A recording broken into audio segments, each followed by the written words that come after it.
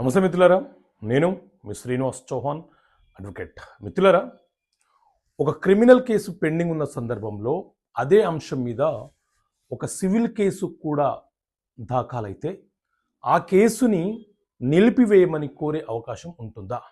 So మిత్రులారా, Shri Vasudeva Reddy versus సంగమేశ్వరప్ప అనే కేసులో హైకోర్టు ఒక కీలకమైనటువంటి తీర్పునిచ్చింది.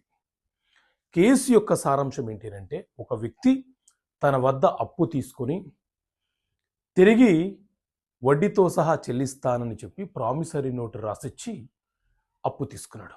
అతను చెల్లించకపోవడంతో అప్పిచ్చిన వ్యక్తి అతని మీద మొదట చెక్ బౌన్స్ కేసు ఫైల్ చేసినాడు. చెక్ బౌన్స్ కేసు పెండింగ్లో ఉన్నప్పుడే అతను తిరిగి మనీ రికవరీ సూట్ పేరుతో ప్రామిసరీ నోటు ఆధారంగా చేసుకొని సివిల్ కేసు ఫైల్ చేసినాడు. సో ఎవరైతే బాధితుడు అంటే ముద్దాయి ఎవరైతే ఉన్నారో ఆ వ్యక్తి హైకోర్టులో సెక్షన్ 10 ఆఫ్ సిపిసి ప్రకారంగా క్రిమినల్ కేసు అయిన చెక్ బౌన్స్ పెండింగ్లో ఉన్నప్పుడు అతను సిపిసి చట్ట ప్రకారంగా మరొక దావా దాఖలు చేశాడు కాబట్టి దాన్ని నిలిపివేయమని చెప్పి కోరాడు. సో దీని మీద విచారణ జరిపినటువంటి హైకోర్టు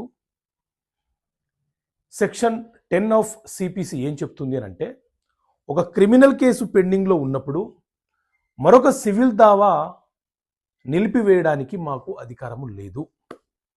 సెక్షన్ 10 ఏం చెప్తుంది అని అంటే, ఒక సివిల్ సూటు పెండింగ్లో ఉన్న సందర్భంలో అదే అంశం మీద మరొక సివిల్ సూటు దావా దాఖలు చేస్తే దానిని మాత్రమే నిలిపివేయాలి లేదా మెర్జ్ చేయాలి అనే అంశం గురించి తెలియపరుస్తుంది. కాబట్టి ఈ సెక్షన్ 10 ఆఫ్ సిపిసి అనేది స్టే ఆఫ్ సూట్ అనేది దీనికి అప్లికేబుల్ కాదు అని తిరస్కరించడం జరిగింది.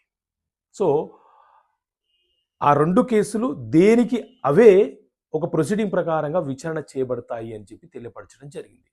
సో ఇలాంటి జడ్జిమెంట్ల అంశాలను ప్రతి నెల మీకు అందించే ప్రయత్నం చేస్తున్నాం.